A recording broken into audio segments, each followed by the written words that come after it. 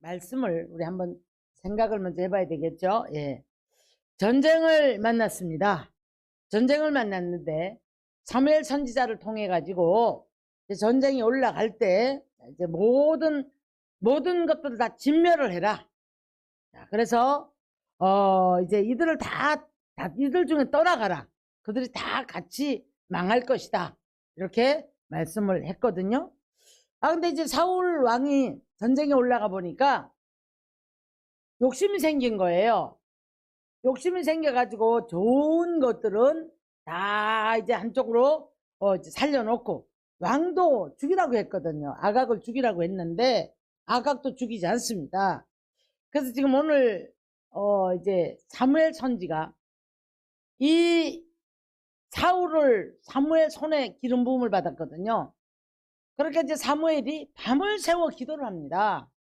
사울이 어떤 사람인지 알고 영적으로 굉장히 깨어있는 분이니까 기도를 합니다. 그러면서 참 한탄하는데 하나님께서 사울을 왕을 세운 것을 후회를 하세요.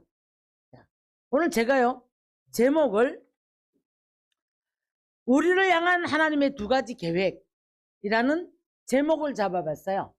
하나님은 사랑의 하나님이시고 우리들에게 사랑을 주기 원하십니다. 네. 그런데요, 지금 하나님의 백성들이 선택을 받아서 하나님의 말씀을 주었거든요. 그대로 살으라는 거예요. 살질 않아요, 그대로. 그러니까 그렇게 선택해서 이제 하나님께서 불꽃 같은 눈동자로 그 고센 땅에 애굽에 내리는 모든 10가지 재앙 속에서도 다 감추어 주시고 보호하시고 지키셨는데 나중에 양파 까버리지 다 까버리세요. 왜? 불순종하니까, 안 들으니까. 그래서 이제 오늘 여기서 이제 변명을 하는 거예요. 당신의 하나님께 번제 드리려고 좋은 양들을 가지고 왔습니다. 이렇게 얘기를 해요. 네. 자, 여러분, 번제는 나 자신을 위해서 드리는 거예요. 근데 당신의 하나님께 이미 빗나간 사람이죠. 그런데 여기에서 이제 나중에 고백을 해요. 고백을 말하냐면 내가 지금 우리 백성들 또 그들을 이제 다 두려워했다는 거예요. 사실은 내면에 저 적군도 두려웠겠지만 아각도 죽이지 않았거든요. 근데 이 백성들을 두려워해서 이걸 남겼다, 이렇게 얘기를 해요. 범죄했다고 하면서. 사람에 치우친 사람, 물질에 치우치는 사람, 네. 그런가 하면 환경에 치우치는 사람, 내가 어떤 급한 환경이 됐다고 해서 또 그 환경에 치우치는 사람, 참 많은 사람들이 우리가 이제 삶에서 지금 오늘날 볼 수가 있습니다. 그래서 예수님께서 이제 마지막 때가 되면 믿는 자를 보겠느냐고 말씀하신 거예요. 그뿐 아니라 오늘날 우리가 이제 주변을 보지만 성경에서는 끝까지 성도들의 인내가 여기 있나니 이렇게 말씀을 하시거든요. 자, 그런데 제가 능력의 기도를 긴 세월을 하면서 많은 분들이 전화를 제가 받을 때 이구동성으로 똑같은 통계가 있어요. 통계가 있는데, 자, 자녀의 문제, 본인의 문제, 무슨 문제 있을 것 같아요? 질병의 문제가 있습니다. 질병의 문제 아주 심각해요. 그 다음에 정신적인 문제, 그 다음이 물질 문제예요. 이런 문제들을 가지고 고통하면서 이렇게 어젠가는 저한테 문자가 왔는데요. 목사님 같은 사람이 이 땅에 존재한다는 게 축복입니다. 이러고 문자가 왔어. 그런데 전화가 안 돼. 전화가 안 돼서 결국 통화를 못 했어요. 자, 근데 왜 그렇게도 아픈 사람들이 많을까? 생각을 해봅니다. 근데 여러분, 믿음하고 신념하고 달라요. 열심은 있으되 신념을 가지고 믿습니다를 하는 사람이 있고 정말 믿음이 있는 사람이 있단 말이에요. 그래서 이제 하나님께서는 무엇을 보는가 하면 하나님의 말씀을 듣고 그 말씀을 통해서 하나님을 아는 자가 되기를 원하고, 하나님을 알았으면 그 말씀을 지키고 하나님 뜻대로 살아가는 자가 복이 있는 줄 믿습니다. 아멘. 근데 믿음이 없단 말이에요. 그 말씀을 들을 때뿐이고 등 뒤로 던져버린단 말이에요. 자, 그래서 앵무새처럼, 앵무새도 여러분 사람이 말을 따라하는데 그대로 따라합니다. 앵무새 앞에 가서 믿습니다 해보세요. 앵무새도 믿습니다 해요. 안녕하세요 해보세요. 안녕하세요 해요.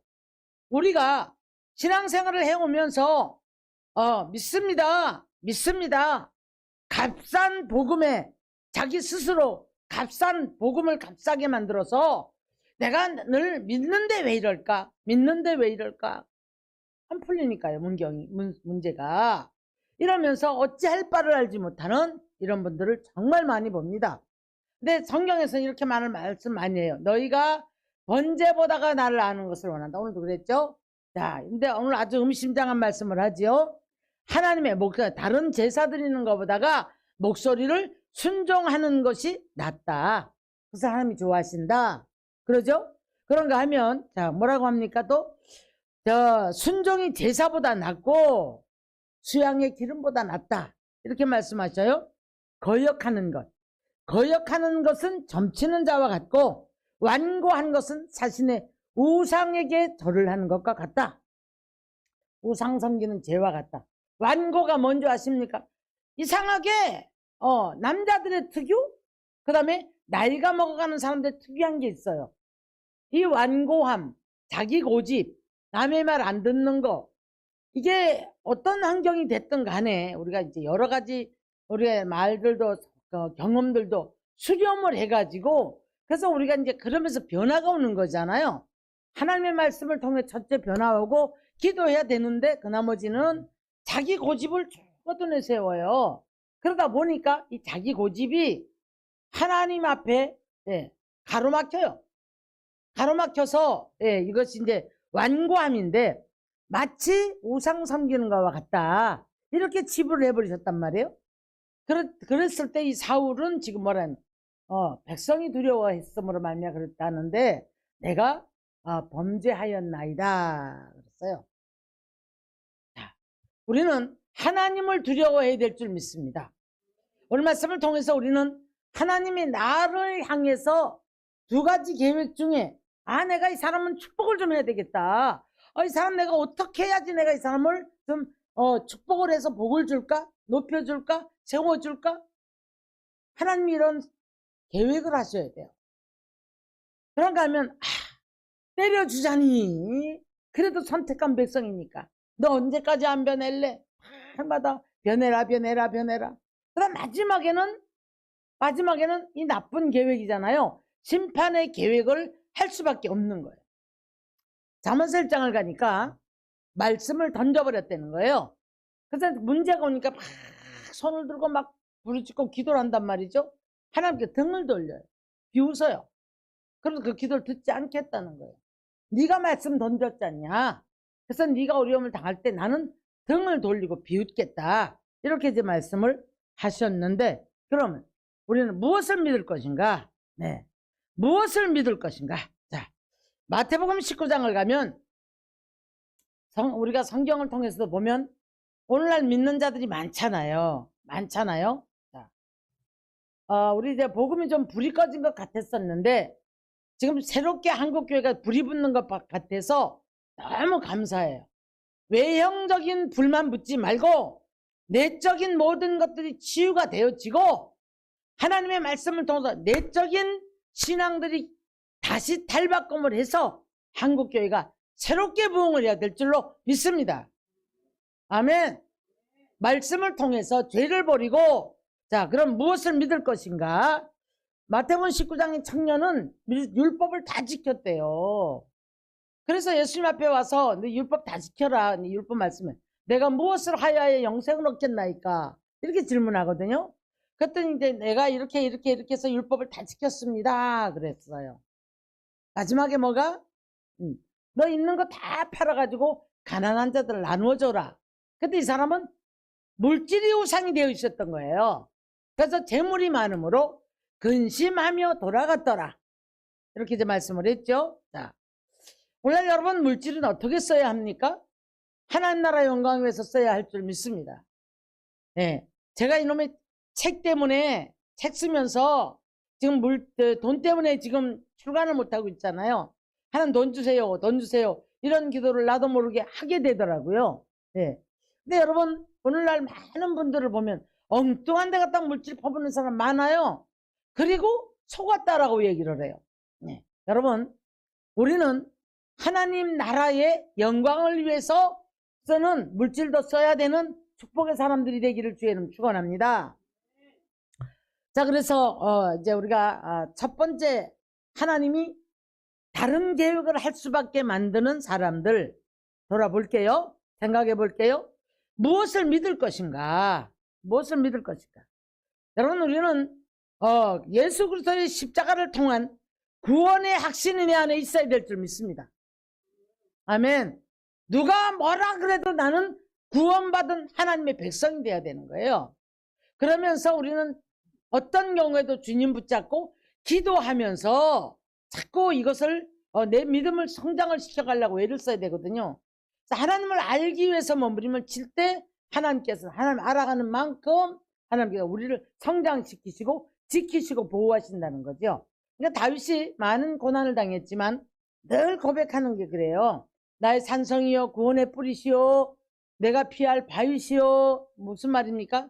다 해봤거든요. 쫓겨다니면서 피해받고 고통 속에 괴로움 속에 누구만 바라봤어요? 주님만 바라봤을 때 주님께서 인도하심을 체험한 사람이거든요. 그런데 그래서 이제 피할 바위시오 숨겨주시는 산성이시오 이렇게 얘기를 해요. 근데 나중에 뭐라고 하느냐면 구원의 뿌리시오 무슨 말입니까? 하나님이 우리를 높여야 돼요. 내가 남 짓밟고 내가 높아지려고 한다서 높아지는 게 아닌 줄로 믿습니다. 자, 이런 과정을 겪었던 이제 다윗이 어떤 문제가 생겼을 때는 철저하게 해결을 해요. 그리고 바로 돌이켜요. 완악한 사람들의 특징이 뭔지 아십니까? 자기 고집, 자기 자아를 가지고 하나님 앞에 딱 가로막고 있는 이 완악함이 절대 자기 잘못을 인정하지 않으려고. 그리고 죄송합니다. 잘못했으면 내 생각이 부족했네 이 소리 안 해요.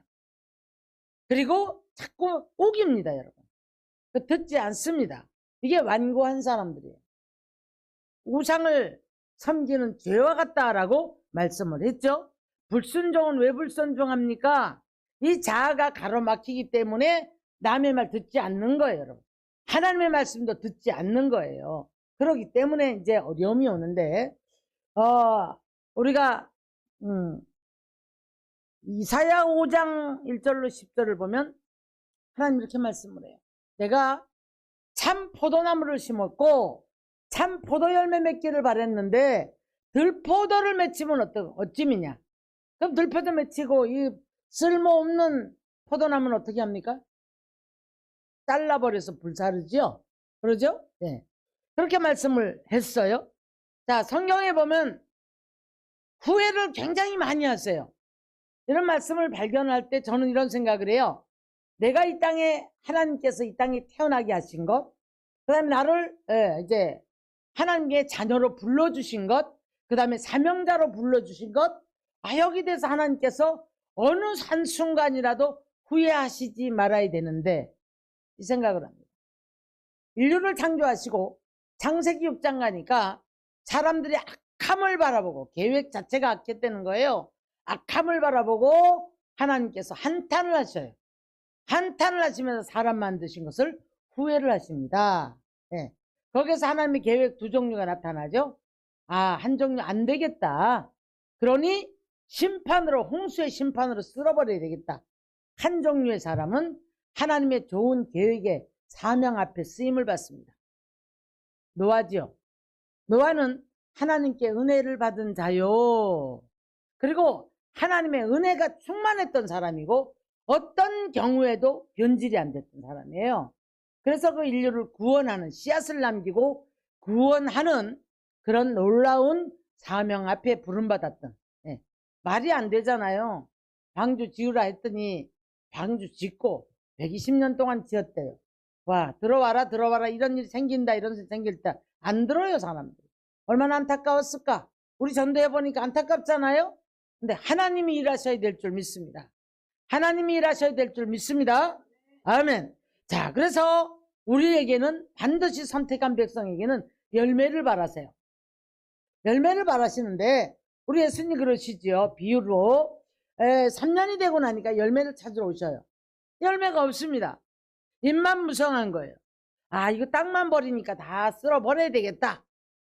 포도원 주인이 아닙니다. 아닙니다. 제가 한 해만 더 북을 주고 거름을 주고 해서 더 달 때 그래도 열매를 안 맺거들랑 그때 잘라버리세요. 이렇게 이제 말하는 것을 볼 수가 있습니다. 사울을 세우고 후회하셔요.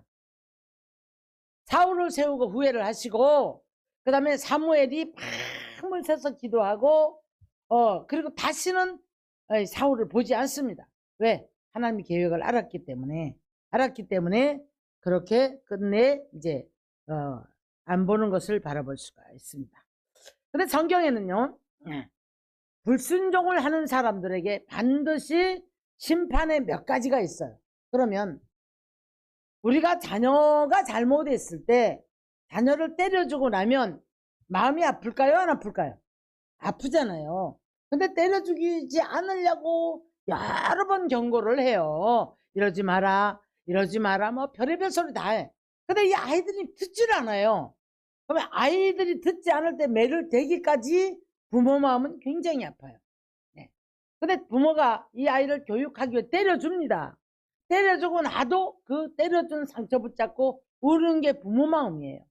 사람이 악할지라도 이러할진데 하나님께서는 이것을 이제 예레미야 선지가 그랬더라고요. 너희가 말을 안 듣는 게 습관인데 하나님께서 자 이제 때려주기까지 엄청 근심을 하신대요. 예레미야가 울어요. 숨어서 울어요. 가슴이 아파서 숨어서 울어요. 선지자잖아요. 하나님의 뜻을 끌어안고 웁니다. 그런데 우리들에게 신명기 28장도 가보면 우리가 불순종을 했을 때 먼저 하늘문이 닫혀요. 그리고 우리가 육체로 느끼기는 나중에 느낍니다. 근데 먼저 전염병, 질병, 그 다음에 여러 가지 고통이 와요. 고통이 온 다음에 천체의 문이 닫혔다는 것을 그때 알아요. 왜? 땅이 산물을 안 내니까. 오늘날 우리가 농사 안 지니까 이게 무슨 말인지 모르면 안 됩니다, 여러분. 내 삶으로 돌아가서 하나님께서 이미 내가 너 좀 혼 좀 내야 되겠다 라는 생각을 하셨을 때 가장 먼저 우리가 육체로 느끼는 게 있단 말이에요. 그래서 내 주변을 둘러싸고 있는 자녀를 통해 느끼는 게 있단 말이에요. 그 다음에 환경을 통해 물질을 통해 느끼는 게 있단 말이에요. 근데 그거 통해서 어느샌가 보니까 내 육체에도 문제가 왔고 보니까 하늘문이 닫혀 있는 거예요. 내 기도가 연락이 안 되는 거예요. 이걸 이제 깨닫기 시작해요. 네. 그래도 우리들에게 여지를 주신 것은 회개해라. 회개하고 돌이키면 내가 나도 돌이킬 것이다. 너 내게로 돌아와라. 그리하면 나도 내게로 돌아가리라. 이렇게 말씀을 한단 말이죠. 근데 이제 하나님이 보실 때에 얼굴에도 나타난대요. 교만의 얼굴이 나타나고 열심은 있는 것 같은데 뒤집지 않은 전병 같고 자꾸 회개는 하는 것 같은데 고치지 않으니까 불의가 저장이 돼버리고 죄가 봉함이 돼버리니까 결국에 어느 때에 광야에서라도 나는 너를 만나줘야 되겠다. 이게 하나님 마음이란 말이죠. 근데 오늘날 머릿속에 인터넷 붙잡고 어떻게도 지금 여러분 인터넷 붙잡고 좀 사람 다 버립니다. 욕심 있는 사람은 그걸 통해서 어떻게든 돈 버는 수단. 그 쓸데없는 것을 통해서 우리가 너무나 많이 우리 영혼을 갉아먹어요. 성경을 요즘 안 보는 시대고 책 한 자를 보는 게 어려운 시대라고 해요. 왜 그럴까요? 지금은 유튜브를 통해서도 텔레비를 통해서도 말씀이 지금 이 긴 거를 안 봐요. 쇼츠 본대, 쇼츠. 이만큼 사람들이 조급하고, 네. 뭔가 깊이를 생각하지 못해요. 그래서 이런 시대를 우리가 살아가고 있는데, 자, 사명을 주시고 구애를 할 때, 사명을 주실 때는 분명히 하나님께서 돕는 일을 하세요. 그런데 왜 이스라엘 백성들이 이렇게 번번이 하나님의 마음이 이렇게 아프게 했을까 생각을 한번 해봤습니다. 베드로후서 3장 8절 보면 하나님이 오래 참죠. 얼마나 오래 참으세요? 하루가 1000년같이 참으신대요. 1000년이 하루같이 참으신대요. 이윤즉슨 한 사람도 멸망에 들어가지 않고 회개하고 고치기를 원한다는 거예요. 근데 우리는 잘못 생각을 하고 있어요. 믿음이 있다고 신념 가지고 믿습니다 하고 삶에서 말씀을 통해 변화는 없고 그리고 삶에 들어가면 마치 손 밑에서 타는 가시나무 타는 소리가 난다, 이렇게 성경에서는 말씀을 했더라고요. 가시나무가 손 밑에서 불이 탈 때 어떻게 탈까요? 타닥타닥타닥 하잖아요. 근데 시끄러운 사람이라는 거예요. 그래서 결국 소멸되는 사람을 이렇게 비유를 하셨더라는 거죠. 하나님의 계획이, 자, 요셉이 지금 신명기 33장을 가서 보면 요셉에게 축복을 하실 때는 이미 굉장히 오랜 세월이 갔습니다. 요셉이 족속들을. 네, 그런데 요셉은 하나님의 계획 앞에 쓰임을 받은 사람이에요. 우리가 그 개인적인 고난을 들어가 봤을 때 억울하잖아요. 끊임없이 억울하지 않습니까? 아버지한테 사랑받는 것 때문에 미움받았고, 아버지가 특별한 대우하는 것 때문에 미움받았고, 그것도 모자라서 형제들이 한마음 한뜻이 되어서 한마음 한뜻으로 마귀에게 쓰임받은 형제들이 보디발의 집으로 보디발한테 팔아서 미디안에 가가지고 고생하고, 그런데 거기서 또 억울한 놈을 쓰고 또 감옥 들어가고, 개인적으로 보면 억울해요. 그런데 이렇든 저렇든 하나님만 바라봤던 요셉은 놀라운 축복을 받는데, 자, 제가 아까 신명기 28장에 보니까 육체의 문제, 환경의 문제, 질병의 문제, 하늘 땅의 문제 그랬죠. 요셉을 보니까 하늘의 복, 땅의 복, 땅 아래에 있는 복, 네, 그뿐이 아니에요. 축복이 넘치고 넘치니까 담장을 넘어가는 복이에요. 네. 내가 늘 모자라서 내 안에서 이거 갖고 이렇게 살지 말고 넘쳐서 주고 살고 돕고 살고 넘치는 축복의 사람들이 되어지기를 주의 이름 축원합니다. 그래서 이제 요셉은 다른 형제들은 다 자기만의 이 한 사람의 이제 지경을 받아요. 그런데 요셉을 빼고 자손이 두 형제 에브라임과 므낫세가 이제 여호수아 시대에 들어가면 기업을 받는 것을 볼 수가 있습니다. 여러분, 우리가 가장 중요한 것은 나도 잘 돼야 되고 자녀도 잘 돼야 되는 거예요. 믿으십니까? 자, 요즘에 제가 너무너무 많은 분들의 자녀들의 문제를 상담을 받아요. 근데 그래서 제가 감사를 했어요. 결혼 잘해서 다들 행복하게 사는 것도 감사. 그래도 믿음이 있네 없네 해도 믿음 생활하는 것도 감사. 에? 이런 것들이 너무 감사하더라고요. 뭐 돈이 많던 작던 간에 그래도 자기들이 다 먹고 살고 애들 가르치고 옷에 입히고 잘 살잖아요. 이걸 생각해 보니까 너무 감사한 거예요. 감사한 거예요, 여러분. 그래서 이제 요셉을 축복을 하실 때 요셉을 빼고 자녀 둘을 축복을 했다는 거죠. 예. 하늘의 복, 땅의 복, 땅 아래에 있는 복, 자녀들의 복, 대적들을 물러가게 하시는 놀라운 축복의 복.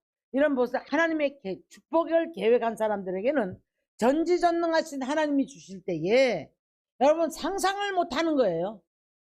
건강 주셨을까요? 안 주셨을까요? 주셨죠. 네, 주셨죠. 이 사람이 만약에 날마다 억울하다 그러고 소리 지르고 삿대질하고 그랬으면 이 복을 받을 수가 없어요, 여러분.